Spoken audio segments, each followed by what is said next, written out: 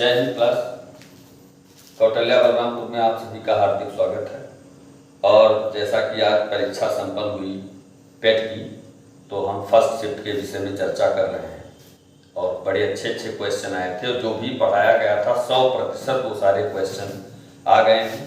ये इवन जो हम लोगों ने परीक्षा करवाई थी, इवन जब हम लोगों ने क्लास में लेक्चर लिया था, वो जितने भी सारे क्वेश्चन हैं उन्हीं से एक भी प्रश्न बाहर नहीं आया है।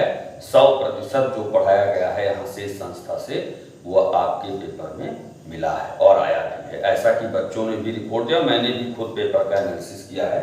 तो आइए चलते हैं हम लोग। मैथ मैं आपको सॉल्व करवाऊंगा।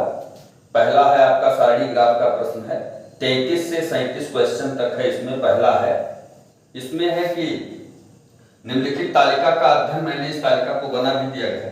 निम्नलिखित तालिका का अध्ययन करें और उस पर आधारित प्रश्नों के उत्तर दें। इसमें दिया गया दिए गए वर्षों में प्रतिवर्ष कंपनी के व्यय, पूरे कंपनी के सारे वर्षों में जितने भी 5 वर्ष दिए गए 2011, 2012, 2013, 2014, 2015, ये कंपनी का व्यय जो है इसमें दर्शाया गया है। और इसमें कई लड़के गलती भी कर दिए हैं। मेरे पास अभी इंफॉर्मेशन आया था कि उन बच्चों ने वेतन को अलग मान लिया है और इसको सारे को व्यय मान लिया। उन्होंने प्रश्न ठीक से पढ़ा नहीं। कई लड़कों ने, करीब 50-60% लड़कों ने ऐसी गलतियां की हैं। जबकि ये तो कंपनी का है, देखो यहाँ पहले ही दे रखा दिए गए वर्षों में प्रतिवर्ष कंपनी का व्यय। अब ये टोटल व्यय की सारणी है, टोटल, यानी ये सब कुछ व्यय है जितना भी है। आपका वेतन भी व्यय है, ईंधन तथा परिवहन भी व्यय है, बोनस भी व्यय है, ऋण पर ब्याज पर व्यय है, कर भी आपका व्यय ही है। तो ये टोटल सब व्यय के अंतर्गत आता है। लेकिन बच्चे इसमें थोड़ी सी लापरवाही कर गए, थोड़ा सा समझ नहीं पाए, कई बच्चे इसको गलत भी कर दिए। देखिए इस पहले प्रश्न को, इस अवधि के दौरान कंपनी को प्रतिवर्ष ब्याज की औसत राशि कितनी चुकानी पड़ी। सीधी सी बात है, उसने ब्याज की बात की है। तो देख लो ब्याज आपने कितना चुकाया है। ये सब लाख रुपए में है आपका खर्चा। तो पहले जोड़ लो, आपको औसत निकालना है। पहले इसको पूरा जोड़ो, 13.4, फिर आपका है 22.5, फिर है आपका 31.6, फिर है आपका 26.4, फिर है आपका 39.4। जोड़ लो, 4 4 8 6 14 5 19, 1 20 3 23 6, सॉरी 4 5 9 6 15 4 19, 1 20 3 23, हासिल 2 5 2 7 1 8 6 14 6 20 3 23, हासिल 2 3 2 5 3 8 2 10 3 13, 133.3 आया टोटल योग आपके ब्याज का। अब उसने औसत पूछा है मेरे भाई, तो 133.3 बटा कितने वर्ष है आपका, 1 2 3 4 5। औसत तो आप जानते ही हैं, सीधा इसको सॉल्व कर दीजिए। सबसे बढ़िया तरीका, दशमलव हटा के 0 बढ़ा दो। अब इस 0 को भूल जाओ, उसके बाद भाग दे दो।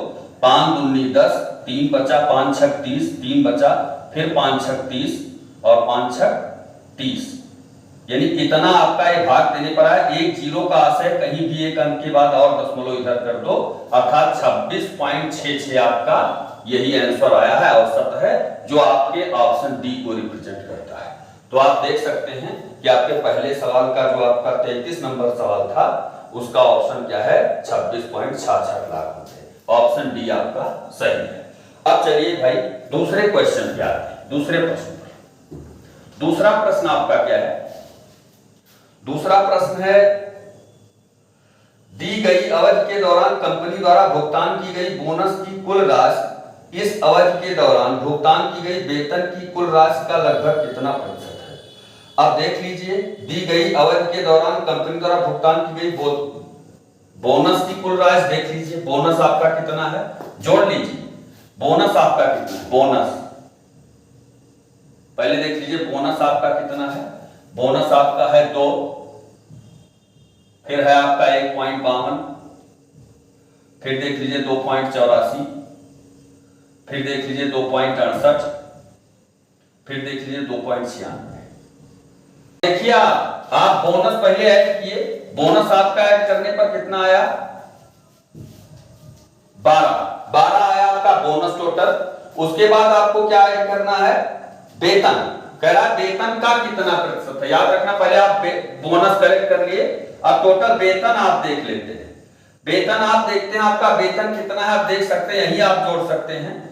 ये 4 हो गया, 5 4 9 2 11 4 15, 15 के 5 हासिल, आपका कितना आया 2 1 4 3 7 5 12 3 15 3 18 1 19, 1954 आपका आया टोटल। आपका टोटल आया 1954। अब देखो जैसा कि उसने कहा है कि वेतन का जिसके बगल में का लगा होता है उसी को नीचे रखते हैं, तो आप सीधा इसी हिसाब से वेतन आपका कितना आया 1954। तो आप देख सकते हैं यानी 1954 को आप हर बनाएंगे और 12 आपका अंश है, इसी को सॉल्व कर देंगे आप। कैसे सॉल्व करते हैं ध्यान से देखिएगा। 12 2 6 12 2 9 18 2 7 14 2 7 14। अब देखिए फिर 3 दूनी 6 3 3 9, नहीं ये नहीं कटेगा यानी 6। तो टोटल अब देखिए आपका आ गया 600 बटा 977। अब कैसे इसको आप भाग करते हैं, दशमलव लगाएंगे, जीरो बढ़ाएंगे, तो 9 6 54, हाँ करीब 6 जाएगा 0.6। तो आप देख सकते हैं इसमें कौन सा ऑप्शन आपका आ रहा है, आपका कौन सा ऑप्शन इसमें आ रहा है। अब इसमें देखिए आपके 4 ऑप्शन हैं। पहला ऑप्शन है 1.5%, फिर है 0.6%, तो यही आपका ऑप्शन सही है। ऑप्शन नंबर बी आपका सही है, 0.6% आपका टोटल आंसर आएगा। ये जो आपका दूसरा नंबर सवाल है, दी गई अवधि के दौरान कंपनी कुल भुगतान की गई बोनस की कुल राशि, इस अवधि के दौरान भुगतान की गई वेतन की कुल राशि का लगभग कितना प्रतिशत है, तो आपका 0.6% है। तो बस आप इसी तरीके से इसको सॉल्व करेंगे, तो इस प्रकार से आपका ऑप्शन 0.6% अर्थात ऑप्शन बी आपका सही है। चलिए अगले प्रश्न पे आते हैं। अगले प्रश्न पे अगला प्रश्न है आपका 2011 में इन सभी मदों पर कुल व्यय 2015 में कुल व्यय का लगभग कितना प्रतिशत था।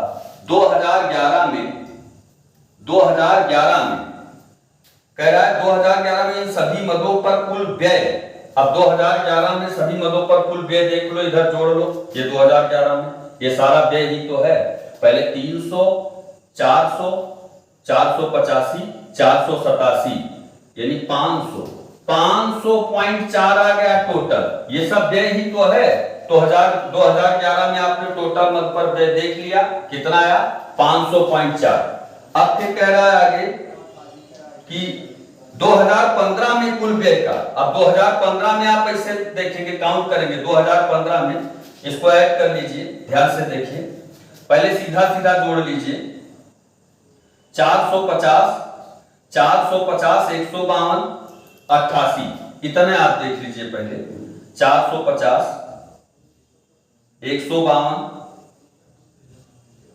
फिर देख लीजिए 88, उसके बाद देखिए 2.96,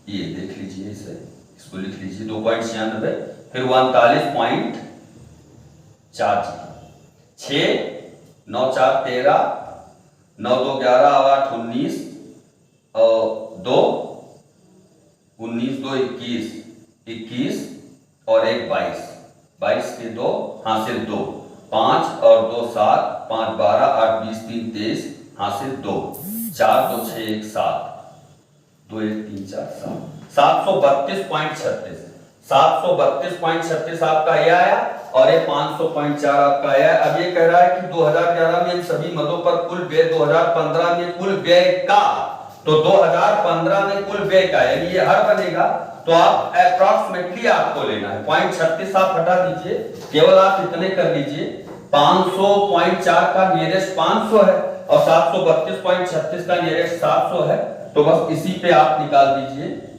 बस आपका आंसर आ जाएगा। तो आप देखिए कैसे करते हैं, 4 से इसको काटते हो 125 आता है, 4 से इसको काटते हो 4 अट्ठे 32 4 ते 12, तो अब नहीं कटेगा, तो कितना हो गया 12,500 और इसको डिवाइड करना है 183 से, तो आप देख सकते हैं 18 7 18 छक्का जा रहा है लगभग, तो 6 आएगा, तो ज्यादा आपको हल करने की जरूरत नहीं है, आप सीधा देख सकते हैं 75.75% है, 75.75% है, फिर आप देख सकते हैं 72.67% है, फिर आप देख सकते हैं आपका ऑप्शन 68.33% है, 68.33% है। फिर आप देख सकते हैं 70.33% है। तो आप देख सकते हैं कि 6 पहला अंक 6 किसका है, इसलिए आपका सी ऑप्शन 100% क्या है, सही है। तो इसी हिसाब से आपको बहुत ज्यादा हल करने की जरूरत नहीं, तो इसे आप भाग करेंगे तो सीधा आपका आंसर आ जाएगा।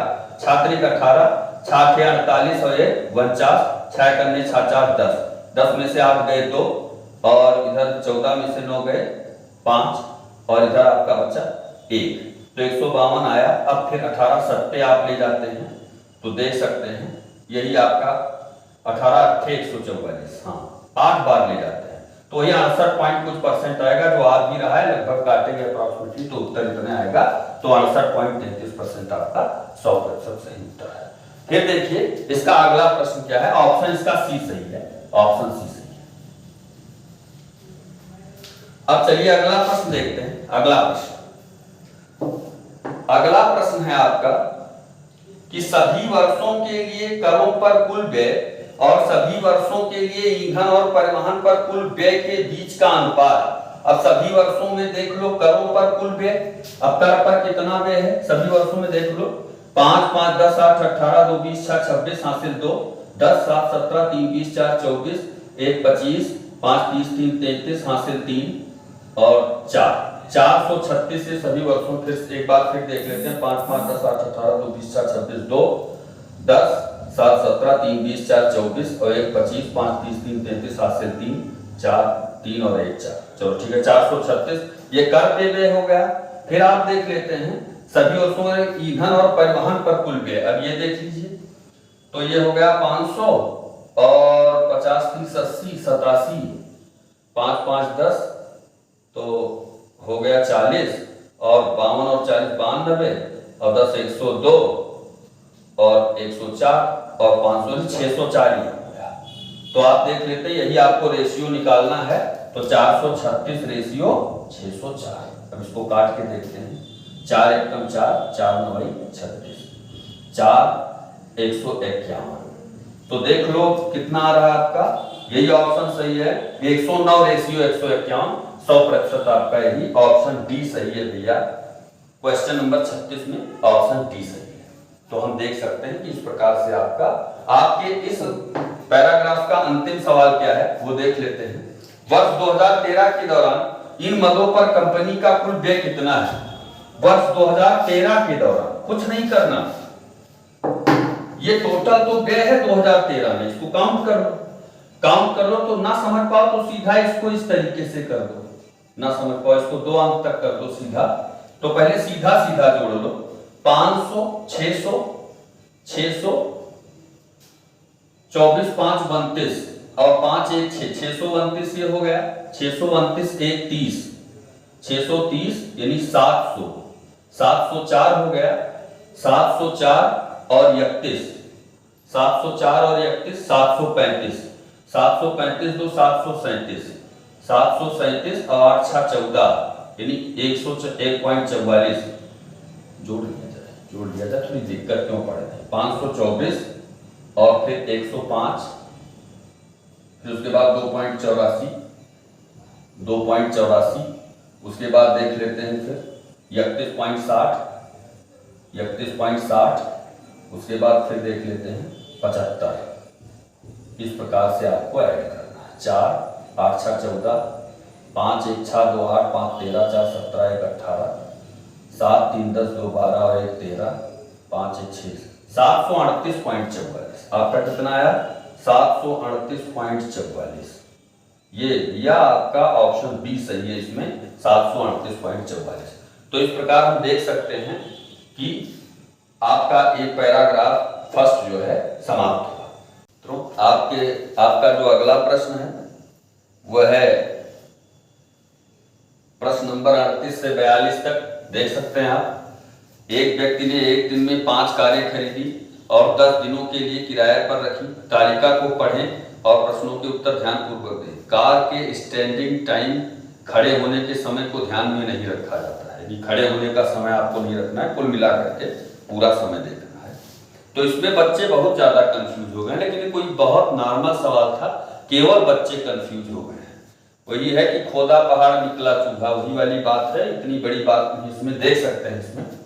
अब यहाँ पहले मान लो अल्टो को देखते हो, अल्टो की जो माइलेज है 25 किलोमीटर प्रति लीटर है और प्रतिदिन उपयोग डीजल 10 लीटर होता है अल्टो में, और टोटल 10 दिन के दौरान कुल दूरी तय करने में लगा जो समय है वो 50 घंटा है।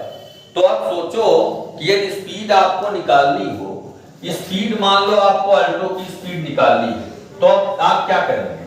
सोच लो कि अब सोचो अल्टो कितनी दूरी तय की हुई, मान लो 25 किलोमीटर इसकी चाल है, आपको ऐसे निकालना है प्रति घंटा, और 10 लीटर पेट्रोल लगता है 1 घंटे में, यानी प्रतिदिन जो है 10 लीटर पेट्रोल लगता है, और 1 लीटर पेट्रोल में ये ऑटो जाती है 25 किलोमीटर। तो इसके ऊपर एक दिन में ये 250 किलोमीटर की दूरी तय करती है ये, क्योंकि भाई एक दिन में 10 लीटर डीजल लगता है औसतन उसका, और 25 किलोमीटर प्रति घंटा इसकी माइलेज है। अब ऐसे आपको निकालना है कि स्पीड इसकी, तो आप सोचिए कि 50 घंटा टोटल ये चली अल्टो और 50 घंटा ये चली 10 दिन में, तो इसके मतलब एक दिन में 5 घंटा चली होगी, एक दिन में ये 5 घंटा चली होगी।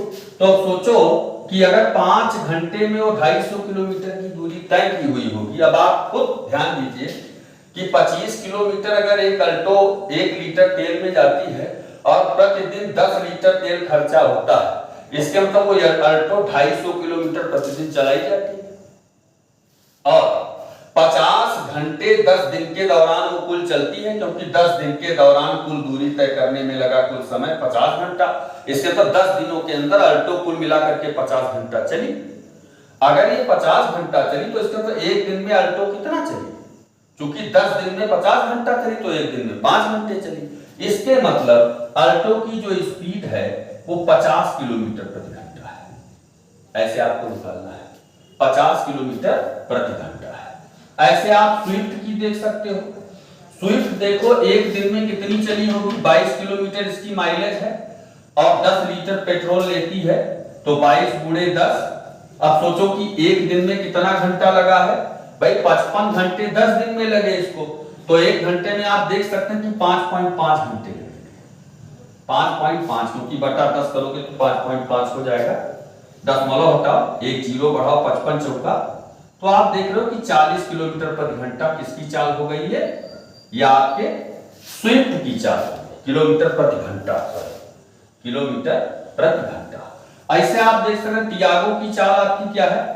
सोचो कि टियागो 30 किलोमीटर 1 लीटर तेल में जाती है और 12 लीटर तेल डेली लगता है, इसके मतलब वो 360 किलोमीटर चलती है डेली, और 50 घंटे वो 10 दिन में चलती है, इसके मतलब एक दिन में वो 5 घंटे चलती है।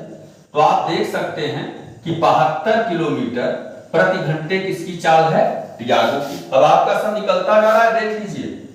अब मिनी की ऐसे आपको कोई इसमें नाटक करने की जरूरत नहीं है। 20 किलोमीटर प्रति लीटर इसका माइलेज है और 20 गुणे ये 25। अब ये एक दिन में इतना चली। अब 80 घंटे सोच लीजिए, आप दिमाग लगाइए कि 80 घंटे वो चली कितने, 10 दिन में, तो एक दिन में कितना घंटे चली होगी भाई, 8 घंटे। तो 8 घंटे में वो कितनी दूरी चली, इतनी बटा 8, 4 दूनी 8, 4 पंचे 20, अर्थात आपका 125 बटा 2 किलोमीटर। इसको 62.5 किलोमीटर भी कह सकते हो, कोई दिक्कत नहीं। अभी हम बताए कैसे होगा। क्वाइल को देखो, 25 किलोमीटर 1 लीटर में, तो 20 लीटर तेल डेली लगता है, इसके मतलब वो 500 किलोमीटर डेली चलती है।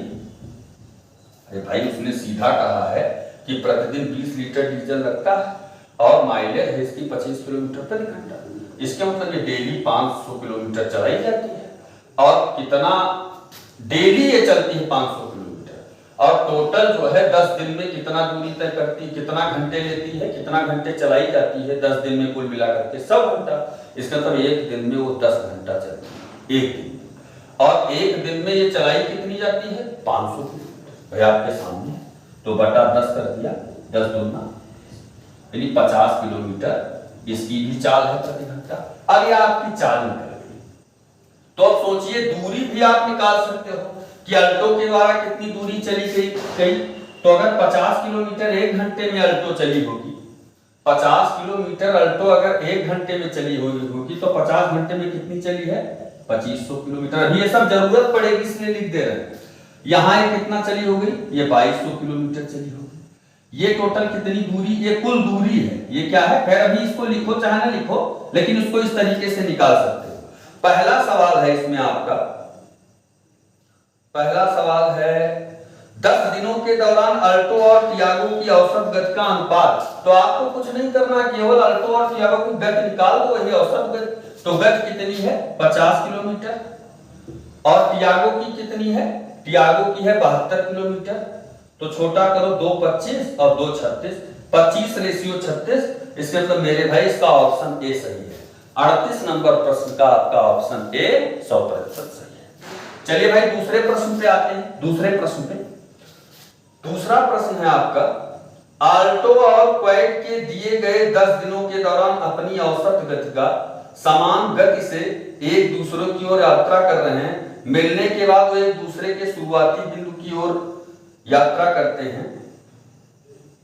यदि मिलने के बाद वे एक दूसरे के शुरुआती बिंदु की ओर यात्रा करते हैं, यदि शुरू में दोनों कारों के बीच की दूरी 2300 किलोमीटर थी, तो अल्टो और क्वाड द्वारा एक दूसरे से मिलने के बाद अपने गंतव्य तक पहुंचने में लगने वाला समय का अंतर क्या है?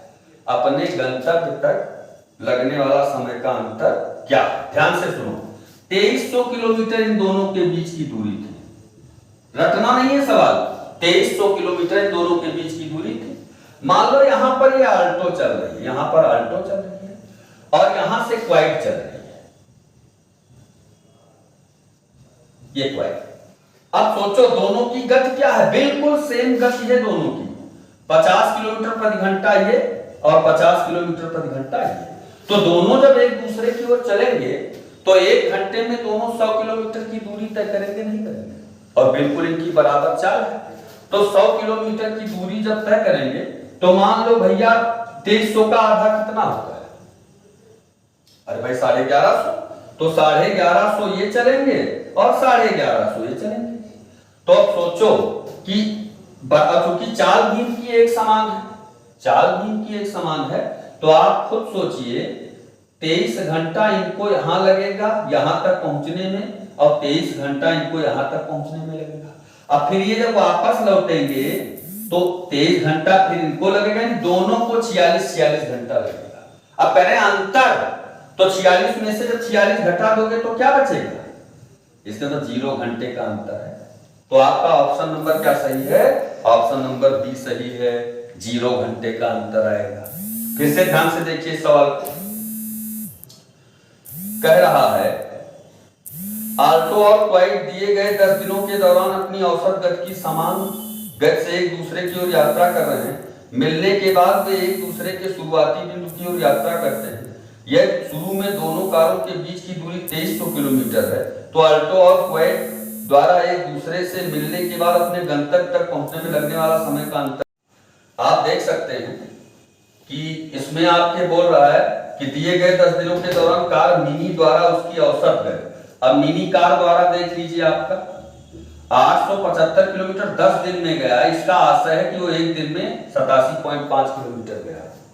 तो आप देखिए कि मिनी की स्पीड कितनी है? 125/2। तो अब सोचो कि 87.5 किलोमीटर अगर वो चलती है और फिर 125/2, यानी जब डिवाइड करोगे इसको 2/125 से, तो आपका कितना आ जाएगा? 0 हुआ 125 92 में 125 7 2 5 10, यानी ये 7/5 आ जाएगा मिनी का रेशियो। अब ऐसे रेशियो आपको किसका निकालना है? आपको निकालना है स्विफ्ट का। अब आप देखते हैं स्विफ्ट पे आते हैं। स्विफ्ट की चाल कितनी है? 40 किलोमीटर प्रति घंटा, और स्विफ्ट 990 किलोमीटर जाती है 10 दिन में, अर्थात 99 किलोमीटर वो एक दिन में जाती है, और 99/40 ये हो गया स्विफ्ट का। अब ये स्विफ्ट का होगा 99/40। अब 7/5 गुणे 40/99, 5 8 40, अर्थात आप देख सकते हैं 56/99, अर्थात 56 रेशियो 99। तो ये आपका भैया कौन सा ऑप्शन सही है? ऑप्शन नंबर बी सही है। 40 नंबर प्रश्न में 56 रेशियो 99। चलिए भाई दूसरा प्रश्न देखते हैं। 41 नंबर सवाल देखते हैं। 41 नंबर सवाल, 41 नंबर सवाल है, 10 दिनों के दौरान टियागो और मिनी द्वारा तय की गई कुल दूरी का अनुपात क्या है? 10 दिनों के दौरान टियागो और मिनी द्वारा, टियागो ने कितनी दूरी तय की? इसकी 72 पंचे 7 बचे 35, 3600 किलोमीटर तो इन्होंने तय की टियागो ने। अब मिनी ने कितना तय किया? क्योंकि 1 घंटे में 72 किलोमीटर गया तो 50 घंटे में कितना गया? 3600 किलोमीटर गया, गुणा कर लेंगे। ऐसे देखिए, फिर मिनी ने कितना? 80 घंटे तय किया, तो 125 बटा 2 1 किलोमीटर 1 घंटे में, तो 80 घंटे में 40, यानी 5000 किलोमीटर की दूरी तय की। तो दोनों जीरो ये काट दो, 2 18 36 और 2 25, इसमें तो 18:25। आपका ऑप्शन डी सही है। 41 में आपका ऑप्शन डी सही है। चलिए फिर 42 नंबर प्रश्न देखते हैं। 42 नंबर प्रश्न देखते हैं। 42 नंबर प्रश्न है, यदि सभी कारों द्वारा 10 दिनों में तय की गई कुल दूरी कार ए और कार बी द्वारा क्रमशः 150 घंटे और 300 घंटे में तय करती है, तो कार ए और बी की औसत गति के बीच का अंतर क्या है? अब ध्यान से देखिए, कार ए और कार बी द्वारा यदि सभी कारों द्वारा 10 दिनों में तय की गई औसत दूरी, तय की गई कुल दूरी। अब सभी कार द्वारा देखो 2500 किलोमीटर ये तय किया, ये तय किया 2200 किलोमीटर। क्यों? 40 और गुणे 55 करोगे, ये 50 गुणे 72 करोगे तो 3600 किलोमीटर, ये 80 गुणे 125 बटा 2 करोगे तो आपका हो जाएगा 5000 किलोमीटर, और 100 घंटे में 50 ये भी आपका 5000। तो आप देख सकते हैं कुल मिलाकर के 5 5 10 3 13, 2 15 2 17,000 और 7 5 12 2 14। ध्यान से देखिए, जोड़ लीजिए, 5 कितना आया? 50 किलोमीटर 100, तो 5000, 125 बटा 2, 125 बटा 2 40, 125 तो कहाँ 5 5 10,000, 15,000, 17,000, 6 5 11 2 13, 18,300। टोटल भैया 18,300 किलोमीटर कुल मिलाकर के कारें चली। अब इसमें कह रहा है हाँ, कार ए और कार बी द्वारा 150 घंटे। अब कार ए ने इस 18,300 किलोमीटर की दूरी को 150 घंटे में तय किया, तो सोचो कि 15 करने 15, अब 3 बचा, 15 दूना 122 किलोमीटर इसने प्रति घंटा इसकी औसत चाल हुई। अब फिर देखते हैं, और इतनी ही दूरी कार बी ने 300 घंटे में तय किया, तो आप निकालते हैं 3 6 18, 3 1 3। तो अब सोचिए दोनों के बीच का अंतर उसने पूछा है, तो 122 और 61 का अंतर निकाल दो, अर्थात 61 किलोमीटर। तो आपका जो ऑप्शन इसमें आ रहा है वो आपका ऑप्शन ए आ रहा है 42 नंबर क्वेश्चन में। तो मुझे उम्मीद है कि आप लोगों को ये सवाल जो है 100% समझ में आ गया होगा। आइए आपको अगला क्वेश्चन करवाते हैं। 43 से 47 तक लिखा हुआ है, इसमें एक सारणी ग्राफ दिया हुआ है। 43 से 47 तक निम्न रेखा आलेख का अध्ययन करें जो 2001 से 2006 तक 6 वर्षों के दौरान प्रत्येक वर्ष की शुरुआत में कंपनी में शामिल होने और कंपनी छोड़ने वाले कर्मचारियों को दर्शाता है। वर्ष ब्रैकेट में लिखा हुआ वर्ष 2000 के दौरान न तो कोई कर्मचारी कंपनी में शामिल हुआ है और ना ही कंपनी छोड़कर गया है। यानी वर्ष 2000 में जो 5000 संख्या थी, ये लिखा हुआ है प्रारंभिक 2000 में, ये ना कम हुई थी ना बढ़ी थी, स्थिर 5000 थी। आपको काउंट कहां से करना? 2001 से। अब आप फिर देखते हैं इसमें आगे पहला प्रश्न है आपका, इसमें कुछ शर्तें दी हुई है। जैसे इसमें कोई विशेष क्लियर नहीं किया हुआ है, तो अब कंपनी में शामिल कर्मचारी को ऊपर वाली लाइन मान लेते हो और कंपनी में छोड़ने वाले कर्मचारी को नीचे वाली लाइन मान लेते हो। अब यही एक चारा है, क्योंकि इसका क्लियर नहीं है पूरा डिटेल, तो इसलिए हम लोगों के सामने समस्या है, इसी प्रकार से इसको सॉल्व करना पड़ेगा। तो अब आप देखते हैं आपका जो पहला प्रश्न है वह 2003 के दौरान कंपनी में कार्यरत कर्मचारियों की संख्या क्या थी? 2003 के दौरान, तो सोचो 5000 ये थे, ये कब थे? 2002 में। तो 2001 में 500 कर्मचारी आए, फिर 2002 में 450 कर्मचारी आए और फिर 2003 में 600 कर्मचारी आए।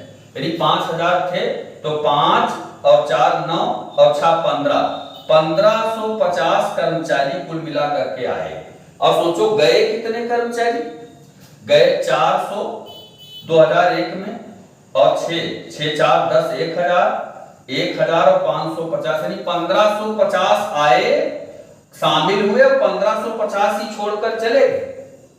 देखो पहली वाली लाइन में 500 आए थे 2001 में, 450 आए 2002 में, फिर 600 आए 2003 में, ये आने वाले कर्मचारी 2003 तक। और 2003 तक गए कितने, 400 2001 में, 600 2002 में और 550 2003 में। तो यानी 1550 आए थे, शामिल हुए थे, और 1550 कुल मिलाकर के 2003 तक छोड़ के चले गए। यानी सीधा आशय है कि 5000 थी कंपनी में 2003 तक संख्या, 2001 में 2000 में जो संख्या थी वही संख्या रह गई, क्योंकि जितने कर्मचारी आए थे उतने कर्मचारी चले गए। तो कुल मिलाकर के आपका जो ऑप्शन है वो ऑप्शन सी सही है। 5000 इस प्रश्न का सही उत्तर होगा। 2003 के दौरान कंपनी में कार्यरत कर्मचारियों की संख्या क्या थी। चलिए, हमें उम्मीद है कि आप एकदम इस सवाल को समझ गए होंगे। चलिए दूसरे सवाल पे आते हैं। दूसरा सवाल है आपका, दी गई अवधि के दौरान किसी भी वर्ष में कंपनी में शामिल होने वाले कर्मचारियों की न्यूनतम संख्या का कंपनी छोड़ने वाले कर्मचारियों की अधिकतम संख्या से अनुपात। दी गई अवधि के दौरान किसी वर्ष में कंपनी में शामिल होने वाले कर्मचारियों की न्यूनतम संख्या। अब देखो 2000 में शामिल हुए कितने, 500, 2002 में, यानी सबसे न्यूनतम शामिल होने वाले कर्मचारियों की संख्या क्या थी किसी भी वर्ष, यानी 450। इससे कम कर्मचारी किसी भी वर्ष जो है शामिल नहीं हुए। अब फिर आगे बोल रहा है कि न्यूनतम संख्या का कंपनी छोड़ने वाले कर्मचारियों की अधिकतम संख्या। अब कंपनी छोड़ने वाले कर्मचारियों की अधिकतम संख्या देख लो, कहां पर अधिकतम संख्या है कंपनी छोड़ने वाले कर्मचारियों की, ये 650 है। 650 अधिकतम संख्या है, तो 450 और रेशियो 650 काट दिया, 5 9 45 और 5 13 65, अर्थात 9 रेशियो 13 इसका सही उत्तर है। जो आपके इसमें अर्थात 9/13 कह सकते हो आप, 9/13। यानी इस तरीके से जो ऑप्शन लिखा हुआ है, ऑप्शन नंबर आपका है ए, यानी 44 प्रश्न में 44 नंबर क्वेश्चन में ऑप्शन ए आपका 100% सही है। आइए मेरे भाई दूसरे क्वेश्चन पे चलते हैं, अगले क्वेश्चन पे चलते हैं। अगला प्रश्न है आपका, किस वर्ष में पिछले वर्ष की तुलना में कंपनी छोड़ने वाले कर्मचारियों की संख्या में प्रतिशत वृद्धि अधिकतम है। अब कंपनी छोड़ने की बात कही है, ये कंपनी छोड़ने वाले हैं। अब ये 400 थे, ये 600 हो गए, यहां पर 200 जो है अधिक हो गए, 200 अधिक हो गए, यहां पर आप देख सकते हैं। और यहां पर कम हुए, यहां भी कम हुए, यहां अधिक हुए और यहां अधिक हुए। लेकिन यहां पर अब देखो, ये पिछले वर्ष की तुलना में 400 थे तो 200 अधिक हुए, तो 400 से 200 अधिक हुए, अर्थात 200 अधिक हुए तो 200 इस 400 का कितना परसेंट है, 50% है। ये बाकी हर जगह परसेंटेज कम है, आप देखिए। अब यहां अधिक हो रहा है तो केवल 100 हो रहा है, देखिए आप, ये केवल 100 हो रहा है, केवल आपका 100 हो रहा है। इसके मतलब 100/500 गुणे 100 तो आपका 20% निकलेगा। बहुत ज्यादा समय नहीं है, इसलिए हम जल्दी जल्दी आंसर आपको बता देते हैं। अब देखिए यहाँ 50 आपका ये बढ़ गया, तो 50 600 में और कम निकल जाता है। यानी टोटल सबसे ज्यादा जो आपकी बढ़ोतरी हुई है जाने वालों में, वो 400 से 600 हुई है कब, 2002 पिछले वर्ष की तुलना में। अर्थात यहाँ क्वेश्चन आपका देखिए क्या बोल रहा है, कह रहा है किस वर्ष पिछले वर्ष की तुलना में कंपनी छोड़ने वाले कर्मचारियों की संख्या में प्रतिशत वृद्धि या अधिकतम कमी हुई है, तो 2002। आपका ऑप्शन कौन सा सही है, ऑप्शन नंबर डी सही है 45 नंबर सवाल में। यह आपका 100% ऑप्शन सही है। चलिए दूसरे क्वेश्चन पे आते हैं। क्वेश्चन नंबर है आपका 46। 2002 से 2003 तक कर्मचारियों की संख्या में लगभग कितने प्रतिशत की वृद्धि या कमी हुई, 2002 से 2003 तक। तो अब आप 2002 में देखिए, 2002 में कितने कर्मचारी थे, कुल मिलाकर के 5000 पहले थे, तो 500 आए और 450 यानी 950 आए।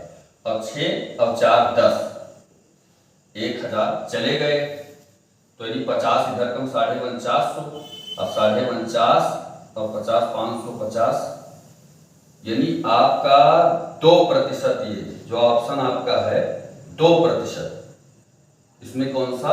ऑप्शन नंबर डी आपका सही है, ऑप्शन नंबर आपका डी सही है, 2% आपका सही आंसर है। चलिए क्वेश्चन नंबर 47 पे देखते हैं। 2003 में कंपनी में काम करने वाले कर्मचारियों की संख्या 2006 में कंपनी में काम करने वाले कर्मचारियों की संख्या का कितने प्रतिशत थी? 2003 में कंपनी में काम करने वाले कर्मचारियों की संख्या 2006 में कंपनी में काम करने वाले कर्मचारियों की संख्या का कितने प्रतिशत थी? 2003 में कंपनी में काम करने वाले कर्मचारी, 2003 में कंपनी में काम करने वाले कितने कर्मचारी थे? 2003 में अभी निकाला था आपने, 5000 कर्मचारी थे टोटल, क्योंकि 5000 आया था।